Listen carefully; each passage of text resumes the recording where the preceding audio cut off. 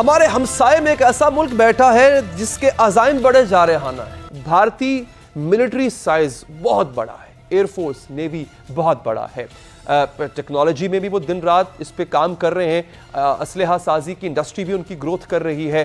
Rafale के तोड़ में हमने JS-10 जो है, मुझे लगता है कि हम क्योंकि एक तरफ तो हम IMF से मतलब वो कर रहे होते हैं, पैसे शैसे ले रहे होते हैं, मतलब उधार मांग रहे होते हैं, बाकी कंट्रीज से पैसे ले रहे होते हैं, और साथ में फिर जब इस तरह की चीज़ होती है तो यकीनन फिर मेरे ख्याल में हमारे ऊपर शायद ज़्यादा तू होगी कि भाई हमारे पास मतलब खाने को अब पैसे नहीं है, लेकिन 4-4 करोड़ डॉलर के हम जहाज़ खरीद रहे हैं। इंडिया की एक बड़ी अचीवमेंट के ऊपर इंडिया ने एक न्यूक्लियर पावर सबमरीन जो है वो बना लिए, और कहा जा रहा है कि इसको टोटली इंडियन टेक्नोलॉजीज यूज करते हुए बनाया गया है। इंडिया 150 अरब डॉलर्स की सिर्फ IT एक्सपोर्ट करता है।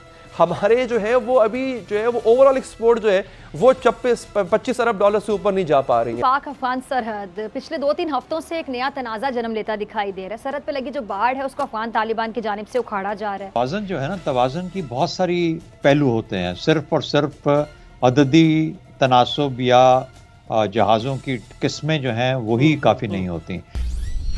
जय हिंद दोस्तों, a very warm welcome to Hindustan special channel. जैसा कि दोस्तों आपने क्लिप में देखा, पाकिस्तानी मीडिया ये खुलकर बता रहा है कि हमारे पास अपने लोगों को देने के लिए रोटी नहीं है और हम चीन से फाइटर प्लेन्स खरीदने जा रहे हैं। आपको पता ही है दोस्तों, पाकिस्तान को चीन से J-10C फाइटर प्लेन्स मिलने जा रहे हैं। अब पता नहीं पाकिस्तान को ये फाइटर प्लेन्स भीख में मिलने जा रहे हैं या फिर वो इनको खरीदने का नाटक कर रहा है। आज की वीडियो में पाकिस्तानी मीडिया ने भारत के IT सेक्टर की भी बहुत तारीफ की है और बताया है कि भारत का IT सेक्टर इस वक्त सबसे ज्यादा एक्सपोर्ट कर रहा है। दूसरी तरफ भारत ने S-4 न्यूक्लियर सबमरीन को भी पानी में उतार दिया है। इस खबर से भी पाकिस्तान जला भुना बैठा है। दरअसल पाकिस्तान हर क्षेत्र में भारत की नकल करना चाहता है, लेकिन उसको भी अंदर से पता है कि ऐसा वो कभी नहीं कर सकता। अब हमारे हमसाए में एक ऐसा मुल्क बैठा है जिसके अज़ाइम बड़े जारहाना है, जिसके अज़ाइम में पाकिस्तान को तोड़ना है। और ये बात कोई ढकी छुपी नहीं है, भारतीय मिलिट्री साइज बहुत बड़ा है, एयरफोर्स नेवी बहुत बड़ा है, टेक्नोलॉजी में भी वो दिन रात इस पे काम कर रहे हैं, असलहा साजी की इंडस्ट्री भी उनकी ग्रोथ कर रही है।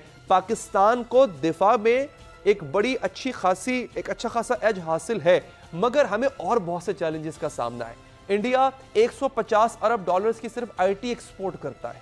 हमारे जो है वो अभी जो है वो ओवरऑल एक्सपोर्ट जो है वो 25 अरब डॉलर से ऊपर नहीं जा पा रही है। तो हमें माशी चैलेंजेस का भी सामना है, लेकिन उसके बावजूद हमें सामना है एक ऐसे एडवर्सरी का, एक ऐसे दुश्मन का जो कि साइज में, ताकत में, तादाद में हमसे कहीं गुना बड़ा है।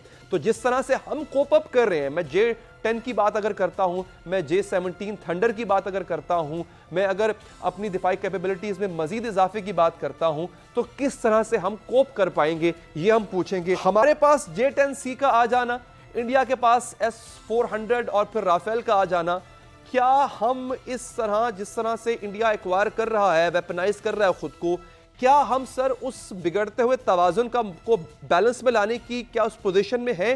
क्या हमारी कोशिश कामयाब होगी कि हम एट पार चलें विद इंडिया? अली, बात यूं है कि तवाज़ुन जो है ना, तवाज़ुन की बहुत सारी पहलू होते हैं, सिर्फ और सिर्फ अददी तनासब या जहाज़ों की किस्में जो हैं वही काफ़ी नहीं होती, या ओवरऑल मिलिट्री का जो उसका पोटेंशियल था या डिफ्रेंसिएशन है वो बहुत ज़्यादा थी। यानी Su-30 जो उनके जहाज़ हैं, मिराज 2000, ये कुछ F-16 हमारे जो जहाज़ हैं उनसे कुछ कम नहीं थे। अच्छा, बल्कि बल्कि अगर उनको मिला लिया जाए उस कॉम्बिनेशन को तो वो 2019 में भी एक बहुत इफेक्टिव एयरफोर्स के तौर पे एग्जिस्ट कर। लेकिन मुझे लगता है कि हम क्योंकि एक तरफ तो हम IMF से मतलब वो कर रहे होते हैं, पैसे शैसे ले रहे होते हैं, मतलब उधार मांग रहे होते हैं, बाकी कंट्रीज से पैसे ले रहे होते हैं, और साथ में फिर जब इस तरह की चीज़ होती है तो यकीनन फिर मेरे ख्याल में हमारे ऊपर शायद ज़्यादा तू होगी कि भाई हमारे पास मतलब खाने को अब पैसे नहीं है, लेकिन 4-4 करोड़ डॉलर के हम जहाज़ खरीद रहे हैं। तो इस वक्त ये एक मैं ये कहूँगा कि एक अय्याशी के ज़ुमरे में शायद आता होगा। वैसे कंट्रीज़ को ज़रूरत होती है, सारे ममालिक ख़रीदते हैं, जहाज़ हो गए, मिसाइल्स हो गए, डिफेंस सिस्टम्स हो गए, लोग ख़रीदते हैं, बिल्कुल इसमें कोई वो नहीं है, मैं भी इसमें एग्री हूँ इस बात से। लेकिन हालात के ऊपर डिपेंडेंसी इसकी बहुत होती है। जिस मुल्क की इकोनॉमी जिस तरीके से चल रही होती है, उस हिसाब से फिर अपने डिफेंस सिस्टम को आहिस्ता-आहिस्ता से स्ट्रॉन्ग करते हैं। जैसे-जैसे उनकी इकोनॉमी बढ़ती जाती है, उसकी जो सर्कल है वो बढ़ता जाता है, तो उस हिसाब से फिर वो पैसा जो है इन चीज़ों में भी वो लगाते हैं और वो करते हैं। सारे लोग करते हैं। बांग्लादेश अब इसके ऊपर अपना पैसा लगा रहा है। हिंदुस्तान ने पहले इतना पैसा नहीं लगाया था। अगर 10-15 साल पुरानी अगर हम बात कर लें, तो शायद इतना ज़्यादा डिफेंस के ऊपर पैसा नहीं लगाता था। अपनी इकोनॉमी को उन्होंने फोकस किया, उसके साथ-साथ उन्होंने जो थोड़ा बहुत ज़रूरी चीज़ें होती हैं, उसको वो करते रहे। लेकिन अभी जाकर उनको जब लगा कि यार हमारी इकोनॉमी इतनी हम एक्सपेंड कर चुके हैं, हमारे पास पैसा इतना है कि हम राफेल भी ले सकते हैं, हम S-400 सिस्टम भी अफोर्ड कर सकते हैं, हम हो सकता है कि जो F-35 है इन फ्यूचर, आज नहीं तो 2 साल, 4 साल, 5 साल के बाद हम कहें अमेरिका को यार हमें ये F-35 भी चाहिए, हमें खरीद सकते हैं, हमारे पास इतना पैसा है जेब में, तो चांस है बहुत ज़्यादा इन फ्यूचर कि वो भी खरीद सकें। लेकिन क्या हम लोग ये चीज़ अफोर्ड कर सकते हैं? हमारे पास इस वक्त पॉवर्टी जो लाइन है, उससे जो नीचे की तरफ जाने वाले लोग हैं वो बढ़ रहे हैं। जो हम लोग की जो परचेजिंग पावर है वो डे बाय डे वो डाउन हो रही है। ठीक है, हम लोन पे लोन लिए जा रहे हैं। जो हमारे डेट्स थे वो इंतहा के आगे बढ़ गए हैं। मतलब जो हमारा टोटल GDP है उसके 80% हम उधार में हमारा जाता है, जो हमने लोन लिए हुए हैं। तो 20 रुपए हमारे पास फिर बचते हैं 100 में से। उसके ऊपर फिर हमने ये सारी चीज़ें करनी है, मुल्क में डेवलपमेंट भी करनी है, एजुकेशन हेल्थ को भी चलाना है, रोड इंफ्रास्ट्रक्चर को भी बेहतर करना है, साथ में अपना डिफेंस को भी पालना है और ये सारी चीज़ें करनी है। तो क्या हम इसके बगैर गुजारा नहीं कर सकते थे? पाक अफगान सरहद पिछले 2-3 हफ्तों से एक नया तनाज़ा जन्म लेता दिखाई दे रहा है। सरहद पे लगी जो बाढ़ है उसको अफगान तालिबान की जानिब से उखाड़ा जा रहा है और मौक़िफ़ ये इख्तियार किया जा रहा है कि ये बाढ़ एक कौम को अलहदा कर रही है और ये बाढ़ अफगानिस्तान की हदूद में लगाई गई और वो इस बाढ़ को नहीं मानते हैं। अच्छा, अब तक तालिबान 2 मकामात से बाढ़ उतारने में कामयाब हुए हैं, जिसकी वीडियोस जो हैं सोशल मीडिया पर मंजर-ए-आम पर आ चुकी हैं। तालिबान हुकूमत की वज़ारत दिफ़ा के तर्जुमान का एक वीडियो बयान भी सामने आया है, जिसमें वो ये कह रहे हैं कि जी बाढ़ से 2 कौमों के माबैन फासले बढ़ते हैं और बाढ़ आलमी और इलाकाई उसूलों के खिलाफ है।